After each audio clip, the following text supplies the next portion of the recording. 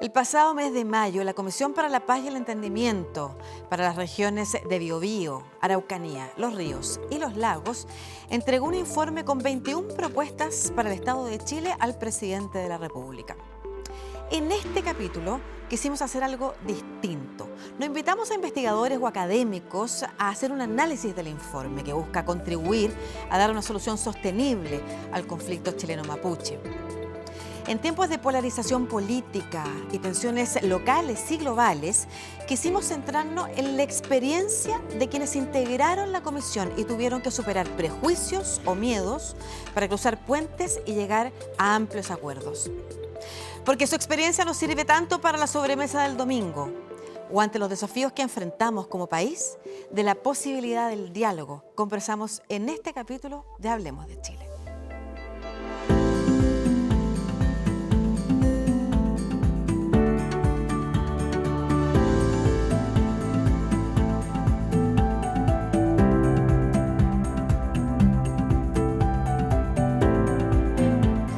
Bueno, y aquí estoy sentada con nuestros invitados y nuestra invitada. Yo les dije que este era un programa distinto y los voy a presentar. Alfredo Moreno, ingeniero civil, ex ministro, ex canciller, además copresidió la comisión en la que va a estar centrada esta conversación. Muchas gracias por estar acá. No, gracias por la invitación. Nicolás Figari, abogado, magíster en Derecho Internacional y director ejecutivo de la Fundación Autue de Temuco. Muchas gracias por estar aquí, Nicolás. Muchas gracias por la invitación. Y Gloria Cayupe, trabajadora social, magíster en Desarrollo Humano Local y Regional, encargada de la Unidad de Pueblos Originarios del Gobierno Regional del Biobío. Muchas gracias por estar aquí también, Gloria. Muchas gracias por la invitación. Ustedes dos comisionados dentro precisamente de esta comisión. Usted copresidió la comisión junto a el senador Huenchumilla. Así es. Representantes distintos de una conversación que incorporaba diferentes sensibilidades. Quiero que pasemos a ver el siguiente video porque algo de eso también se muestra. El diálogo se va a ver mermado y jamás va a entrar en confianza si tenemos militarizada la zona indígena. Entonces, la única forma de poder empezar a conversar es quitar el revólver de la mesa. No solamente somos el pueblo mapuche, aquí hay ahora 13 pueblos reconocidos por el Estado chileno, hay 13 pueblos.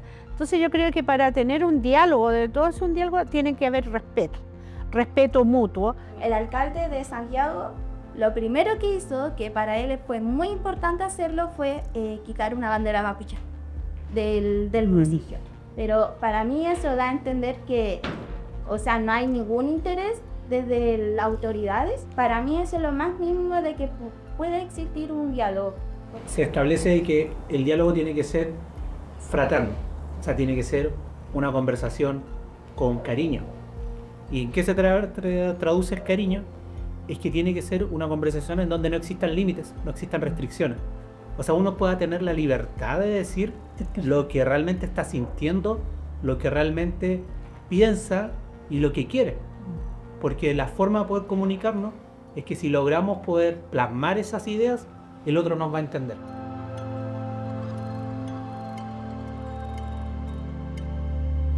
Comunidades mapuche, gremios agricultores, empresarios de la zona formaron parte de esta comisión que, como yo les decía, representó de alguna manera pensamientos como los que vimos acá, ¿no es cierto?, en este video de la Asociación Mapuche Huecuyén de la comuna de Lo Espejo.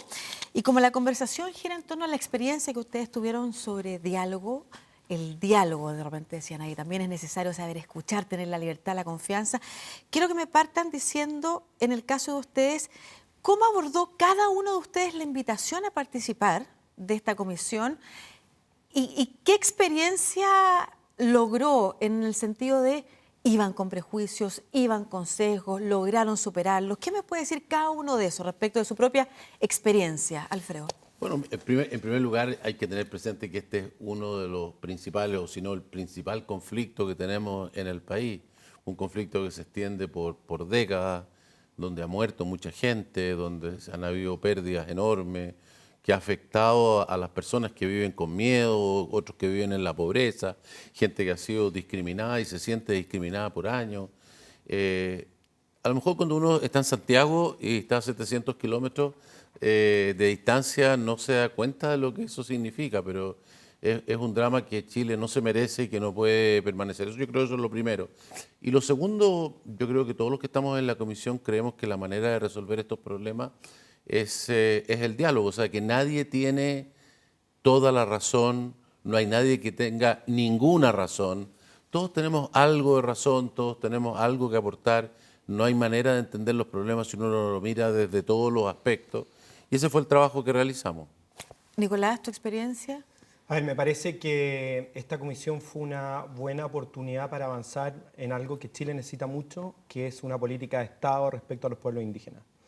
Han habido muchos procesos, cada gobierno llega con sus ideas, sus miradas y trata de plasmarlo en distintas políticas públicas, pero así como en el caso de Chile tenemos política de Estado para los temas de relaciones exteriores, creo que este es un tema por la importancia, por la participación de personas en el país que tienen un origen indígena, que requiere una política de Estado. Y este trabajo que se hizo de 2 años muy profundo permite y da un paso a la construcción de ese propósito. Gloria. Un desafío gigante. Creo que es una de las tareas, como bien dice Alfredo, de hecho hay una encuesta, la Bicentenario 2023, decía que este conflicto, Estado-Pueblo Mapuche, es el conflicto más importante que tiene Chile y que no ha sido capaz de resolver a pesar de los distintos esfuerzos que se han hecho desde el 90 en adelante, principalmente, y con gobiernos de distintas miradas políticas, de izquierda y derecha, todos han hecho un esfuerzo importante, por supuesto, pero que no han logrado encauzar una solución de largo plazo y que permita este encuentro entre el Estado y el pueblo mapuche. Entonces, bajo esa lógica, me parece que esta comisión también representó un tremendo desafío porque precisamente aborda el tema en su profundidad, pero también con una mirada bien transversal respecto de que no solo de quienes componíamos el espacio de la comisión, sino además a todos los actores a los cuales se les invitó a conversar y a entregar su punto de vista respecto de esta temática en particular. Vamos a ahondar en algún momento del programa específicamente sobre las recomendaciones, las propuestas que ustedes entregan, los consensos a los que llegaron, pero ahora quiero, si bien todos abordaron sobre la comisión en general y el trabajo que tuvo, ya que esto es una invitación a pensar en el diálogo como una solución a los desafíos que enfrentamos, que cada uno me diga desde su experiencia personal, ¿qué significó haber sido convocado? ¿Qué desafíos involucraba esa invitación? ¿Y qué cosas superaron ustedes mismos también para poder avanzar en la misión que se les entregaba? Alfredo. Bueno, yo creo que son varios, ¿no? En primer lugar, diálogos en cosas como esta requiere valentía. La gente cree que el diálogo es una cosa fácil. En este caso las desconfianzas son enormes, los dolores son enormes. Poder dialogar con personas que piensan diametralmente distinto a uno o que ha vivido experiencias que son completamente distintas, que tienen distintas opiniones políticas, que tienen distintas opiniones desde donde miran el problema, hay que tener valentía para esto. Y segundo, es un problema donde tenemos una desesperanza aprendida. En Chile, como esto no se ha podido resolver, la gente siente, y aunque no queramos, sentimos, que no tiene solución. No tiene solución porque, como decía Gloria, muchos lo han tratado de resolver y no se pudo resolver. Sin embargo, este problema, con sus matices y sus diferencias, ha pasado en la mayor parte del mundo. En la mayor parte del mundo hubieron colonos europeos, no solamente españoles, de todos los otros países europeos, que se enfrentaron a los pueblos originarios en distintos lugares, en África, en toda América, incluido Estados Unidos, Canadá, Nueva Zelanda, Australia, en fin. Y luego se formaron los Estados-nación y todos terminaron reduciendo los espacios que tenían los pueblos originarios para darle cabida, digamos, a las nuevas personas que llegaban, migrantes de otros lugares. Entonces, en todos los lugares ha habido problemas, pero pocos lugares tienen tantos problemas como los que tenemos nosotros. O sea, hay algo que hemos hecho mal y otros países lo han resuelto mejor. En todos los lugares hay problemas, pero muchos menos que los que tenemos acá. Entonces, creo que también dar esa mirada de que sí tiene una solución, que sí se puede resolver si juntamos los esfuerzos de todos, creo que era importante. Pero en general la gente siente que esto es un salto al vacío, ¿no? Intentar resolver esto es meterse en un problema que no va a llegar a nada, que no se puede resolver. Pero en otras partes lo han resuelto. Pero Alfredo, una pregunta ya más personal. Esto que tú expresas, que tú cuentas, más allá de la información que pudiste tú adquirir o que incluso fue parte de las conversaciones que tuvieron en la comisión respecto de cómo se ha resuelto en nuestros países, esto que tú mencionas tan personal sobre incluso personas tan distintas a tu propia trayectoria de vida. Así es. ¿Fue un proceso propio que tú hiciste? ¿Cuándo lo hiciste? ¿Cómo lo hiciste? Bueno, yo me tocó estar a cargo de este tema hace algunos años atrás como ministro de Desarrollo Social, así que tuve contacto con muchos y vi el problema, y el problema, el más importante de todo, más allá de los problemas objetivos, es la desconfianza. Es decir, la gente no quiere ver la posición del que está al frente. Los agricultores tienen su visión, las comunidades tienen la propia, las víctimas ven con mucho dolor lo que les pasó a ellos, pero es difícil entender lo que le pasó a otros. Las comunidades mapuches ven lo que ha sido la historia de despojo y de discriminación que ellos han vivido, pero es muy difícil juntarlo. Pero la experiencia mía es que una vez que uno lo hace y que la gente ve y conoce lo que le pasa a otro, va comenzando a matizar y a darse cuenta que el problema es más complejo, Ok, pero vuelvo que tiene dolores de todos. Pero vuelvo a preguntar sobre tu propio recorrido.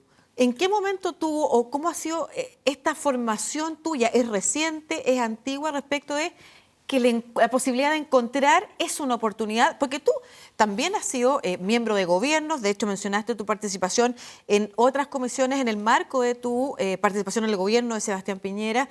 Tienes una posición política, podrías haber tenido una posición política que dijera, no, este es el camino no es escuchar al otro. En tu caso en particular, ¿de dónde crees que viene? En mi caso particular, yo creo fervientemente en esto de entender los problemas en su totalidad, conversando las distintas miradas y en tratar de buscar soluciones que sean positivas para todos, sin perjuicio que tengo mis propias ideas de cómo se pueden resolver, pero no se pueden llevar a cabo si tú no juntas, digamos, a las distintas personas y logras convencerlos de que esas cosas es lo correcto y no logras aprender de lo que ellos te pueden enseñar a ti. Entonces, de hecho, yo participo y fui fundador de una organización que se llama el 3xI, que a lo que nos dedicamos es a intentar resolver problemas por esta vía. Sin saber cuál es la solución final, juntamos a todos los que están en ese problema y intentamos buscar un camino común, aprendiendo de lo que la gente nos puede decir en base a su propia vivencia. Porque, insisto, todos los grupos y todas las personas tienen razón, pero no hay uno solo que tenga toda la razón. Perfecto. Quiero también conocer las experiencias personales de ustedes y cómo eso se puede extrapolar a otras circunstancias, a otras situaciones que está enfrentando nuestro país en medio además de procesos electorales polarizantes. En el próximo bloque Hablemos de Chile.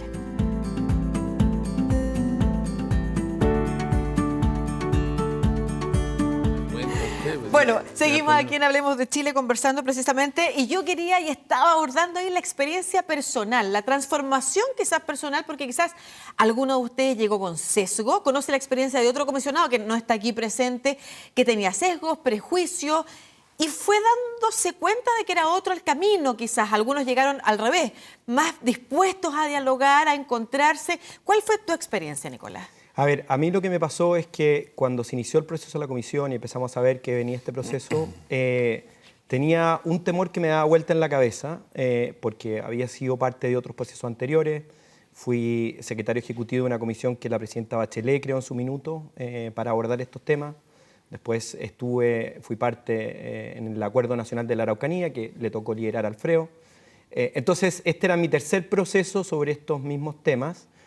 Y me daba vuelta en la cabeza una frase del Papa Francisco cuando estuvo en la Araucanía, que en su homilía en Temuco dice, bueno, si a los pueblos indígenas se les generan promesas que son incumplidas, bueno, también eso es una forma de violencia.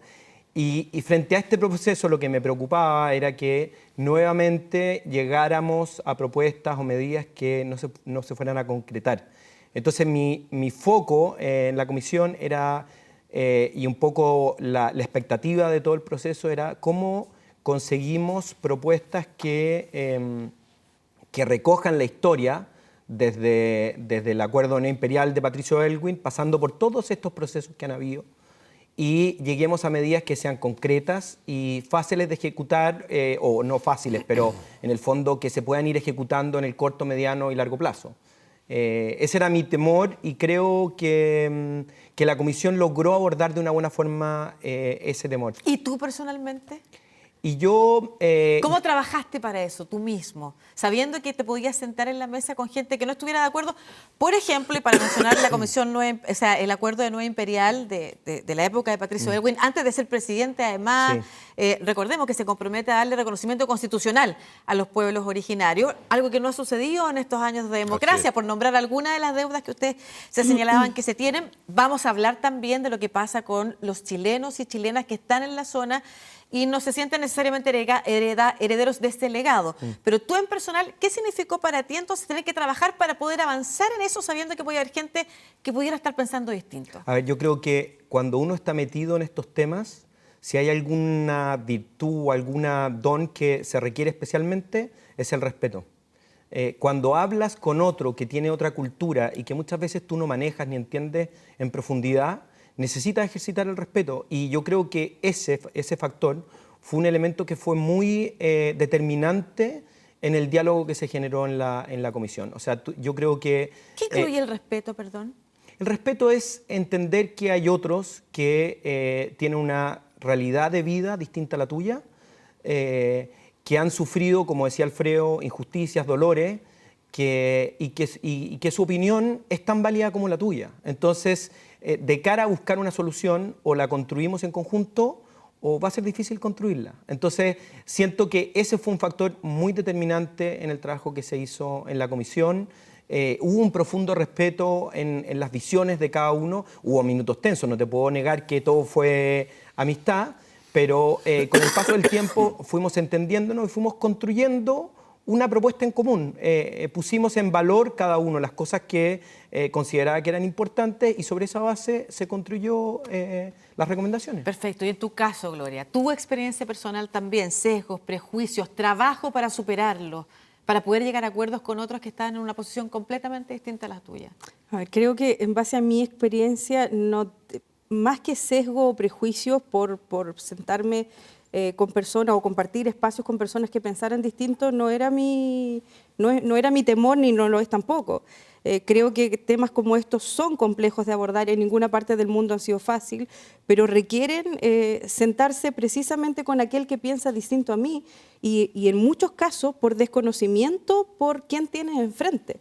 Entonces, a temor a eso no, más bien cuando recibo la invitación a ser parte de este espacio, mi temor era más bien a pertenecer a un espacio que pudiera profundizar la desconfianza y la frustración del pueblo mapuche que ya había tenido muchas promesas que no han sido cumplidas, pero además donde le íbamos a presentar al pueblo mapuche una 9ª comisión que intentara abordar este tema. Entonces mi temor estaba más por esa línea, más que por el hecho de sentarme o tener enfrente a personas que pensaran distinto a mí, porque además parto creyendo que hay muchas de las cosas, muchos de los prejuicios tienen que ver porque simplemente no nos conocemos y no nos hemos dado el espacio tampoco para conocernos.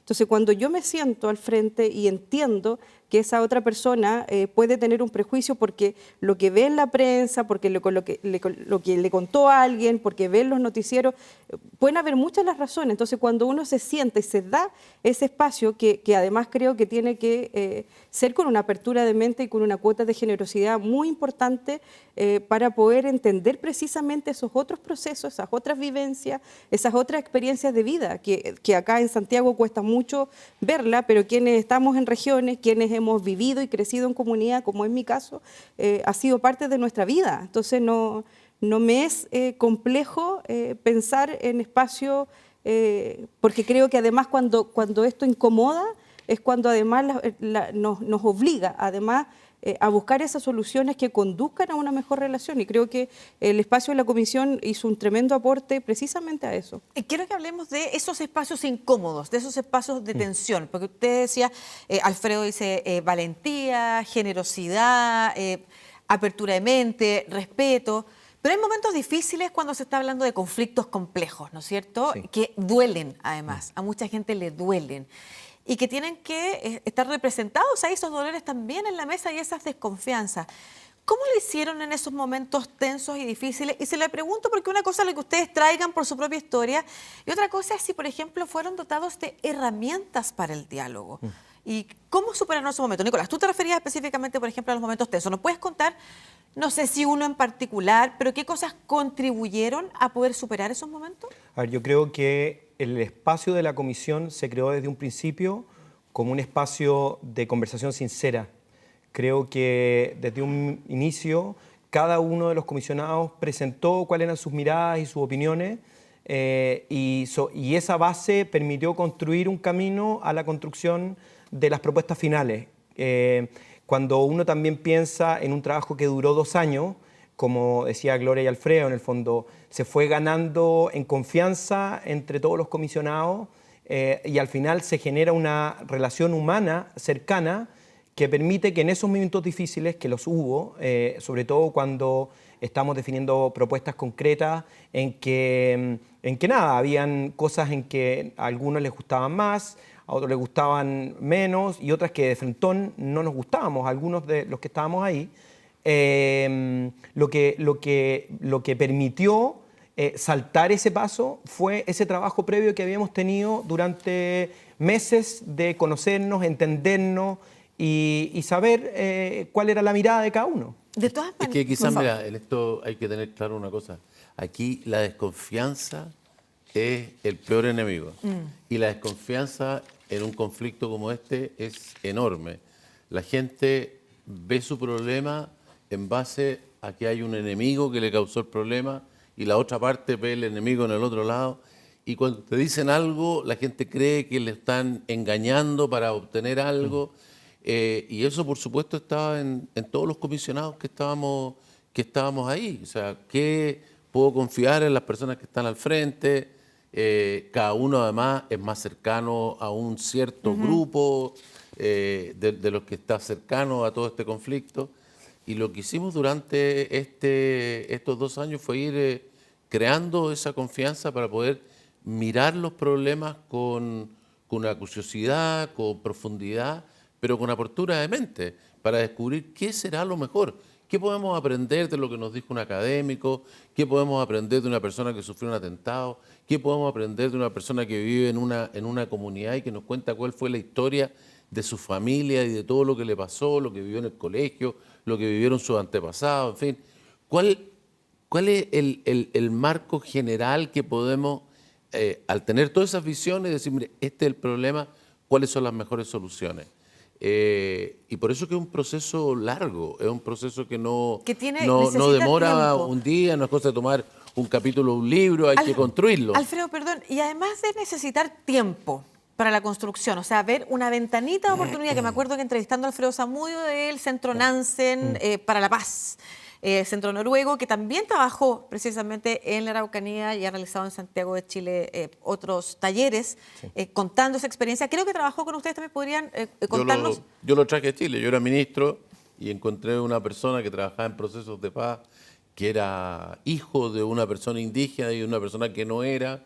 Y yo dije, bueno, aquí tenemos una persona que probablemente nos va a poder ayudar en este proceso. En ese momento, después de ese proceso, se murió, se terminó, no lo pudimos usar, ya no lo habíamos él, digamos, traído. pero él... No, pero eso no se murió él, sino que se murió el proceso. Y por lo tanto después le pedimos que nos ayudara en otras cosas.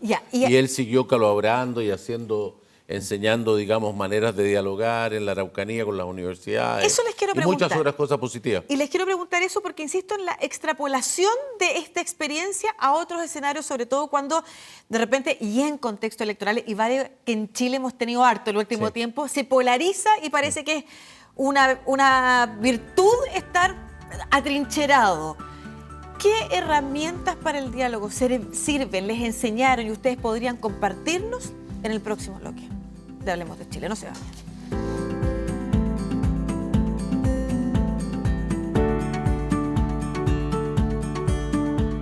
Ya estamos de regreso aquí en este capítulo de Hablemos de Chile a propósito de la experiencia de la Comisión para la Paz y el Entendimiento en la Araucanía, 3 de sus comisionados aquí presentes, cómo en épocas de polarización que puede cruzar desde una cena familiar, hoy día en contexto electoral, hasta efectivamente disputas en zonas más institucionales como el Congreso, donde pareciera que ponerse de acuerdo no está de moda, no es bien visto. Herramientas que a ustedes les fueron también dadas, aportadas para aprender a concretar procesos de diálogo. ¿Qué nos pueden decir, Gloria? Quitarse los prejuicios creo que es clave. Cuando uno va con los prejuicios por delante, probablemente levanta inmediatamente un muro que impide poder entender las realidades del otro. Yo creo que una de las principales cuestiones que fueron importantes en este espacio y además con toda la experiencia de países que llevan muchos años intentando buscar soluciones, y hay países que lo han resuelto, otros que están en vía de resolverlo y otros como nosotros que estamos iniciando este proceso. Pero yo creo que es importante entender que esto, incluso el resultado del informe de la Comisión no es una receta mágica, no es una solución en sí misma, sino más bien es la base para iniciar un proceso en todas partes donde nosotros tuvimos la oportunidad de conocer el cómo se gestaron estos espacios, cómo se dieron. El diálogo es la base. Y lejos de entrar a competir de quién tiene la razón, quién no tiene la razón, yo por eso decía hace un rato que la generosidad y la apertura de mente son clave para poder decir me siento, pero dejando mis prejuicios atrás y sentándome con la disposición a conocer tu experiencia y a ver cómo en este intercambio de saberes, de conocimientos, de experiencia, somos capaces de identificar ese punto intermedio. ¿Por qué? ¿Qué se gana? ¿Qué se gana con el diálogo? Claro, porque hoy día parece que muchos ganaran atrincherándose. ¿Qué se gana con el diálogo? Tranquilidad, creo que se gana confianza, creo que se gana que las personas podamos recuperar, las comunidades, los territorios, las ciudades, podamos recuperar la historia que también que compartimos. Hay vivencias que compartimos, hay muchas, sobre todo en la zona en donde estuvo enfocada el trabajo de la comisión, que es Biobío, Los Lagos. Hay muchas de las costumbres, muchas de las comidas, muchos de los nombres de las ciudades, hay mucho de los mapuches. Y a veces por el sesgo de lo que se piensa de quiénes somos los mapuches, a veces se ponen barreras, por eso digo que muchas veces no son ciertas. E imagino que de la contraparte también. Lo que se entiende como la contraparte en un conflicto. Claro, entonces por eso que es importante que cuando me siento a conversar con el otro, desde mi experiencia, ir sin estos prejuicios, dejándolos a un lado y abrirte a conocer precisamente esa otra experiencia que sin duda son muy diversas, las visiones son muy diversas. Pero mira, aquí hay una situación que es un poco, digamos, diferente de lo que uno pensaría de lo bueno que es el diálogo en la vida normal. Aquí tú tienes un conflicto que no tienes otra manera de resolverlo que si no es a través de este mecanismo. No tiene otra manera, que es importante, porque hoy día está en disputa la por eso forma no en la hay, que se... no hay otra manera. ¿Por qué no habría otra manera? Bueno, hoy día tenemos, ¿no es cierto?, por ejemplo, zona de estado de emergencia ya hace casi 3 años.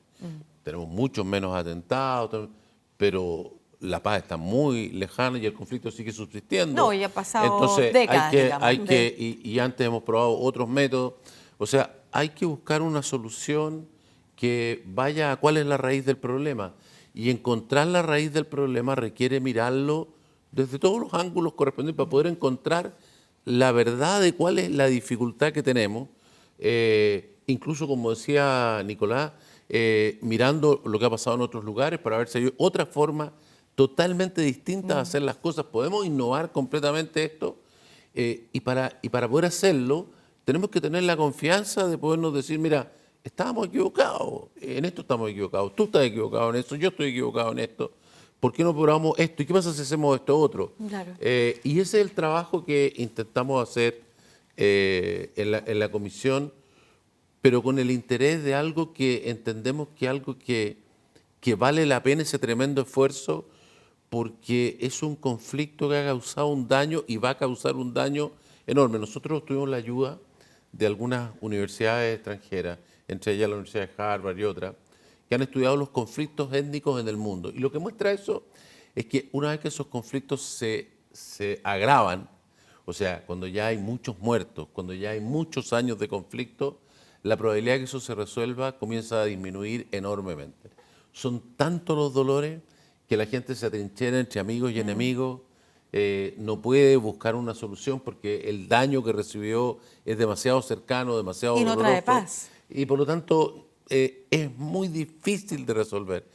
O sea que esto mientras antes, mejor. Perfecto. Y además, insisto, llevamos larga data, la idea era encontrar una solución distinta y sostenible en el tiempo, aunque demore, porque como tú decías, Gloria, no es algo que va a resolver mágicamente, es una disposición distinta a enfrentar.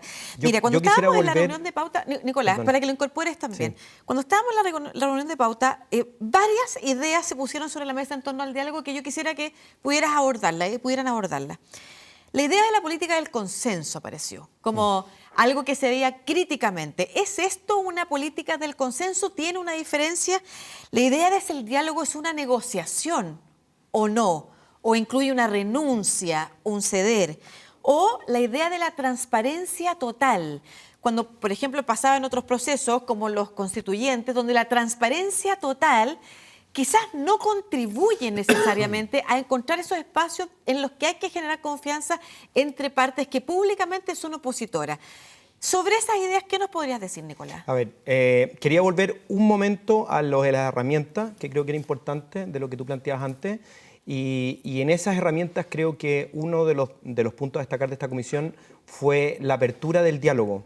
Porque si tú piensas que en este proceso participaron más de 5.000 personas que son representativas de comunidades, de lugares, de gremios, de instituciones, eso ayudó mucho porque es una base con la cual se pudo construir y en el fondo nadie estuvo privado de ser parte de este proceso. Habían diálogos del gobierno, diálogos de la comisión, diálogos de Tenemos que hablar de Chile, redes sociales, múltiples formas para que todos se puedan participar. Y eso tiene relación con lo que tú planteabas de la transparencia. Porque una cosa es transparentar la negociación del día a día, de las propuestas concretas que se van a proponer o que surgen de este diálogo.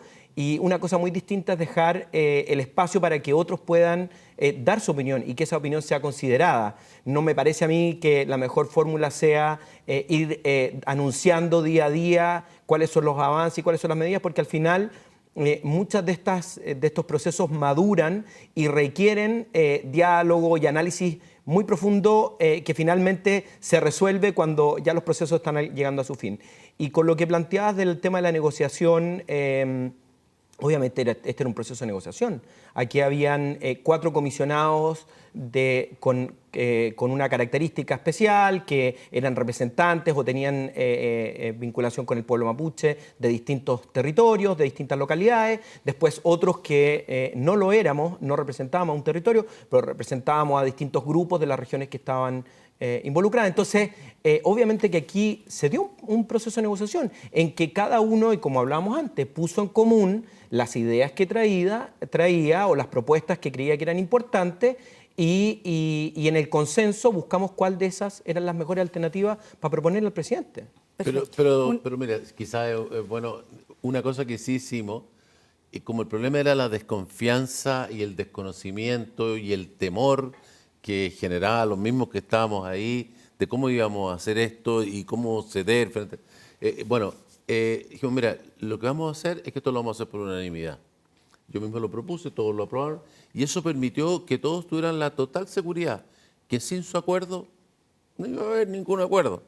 De hecho, finalmente logramos total acuerdo en algunos de los puntos y 7 de 8 en los restantes, pero eso provocó la sensación en todo de que podían avanzar porque al final de cuentas, si él no estaba realmente convencido, eso no se iba a hacer. Eso hacía, en teoría, mucho más difícil llegar a un acuerdo, pero a mí me parecía, y a todos estuvieron de acuerdo, que eso ayudaba a bajar las barreras de la desconfianza, que eran enormes, porque la diversidad de personas que habían ahí era totalmente, digamos, eran los extremos de las opiniones. Gloria. Sí, mira, complementando lo que dice Alfredo y Nicolás, creo que una de las cosas que nos llevó mucho a poder tener mucho más amplitud sobre la mesa fue que en estos espacios de diálogo que Nicolás relataba muy bien, se abrieron espacios en todas las regiones, con todos los sectores políticos, con todas las representantes de autoridades tradicionales, comunidades, asociaciones, mapuche, gremio, y escuchamos el mismo relato todos, los 8. Entonces eso ayudó mucho a que tanto aquellos que no tenían la experiencia de escuchar el relato de una persona que fue víctima, por ejemplo, de la violencia rural, lo pudiera entender.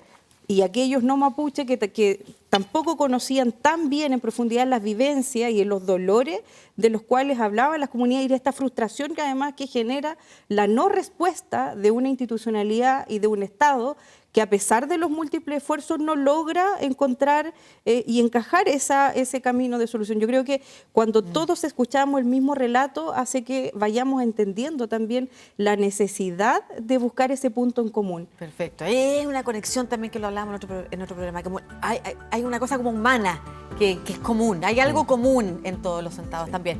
Nos vamos al último bloque de Hablemos de Chile. Súper interesante la conversación en torno al diálogo.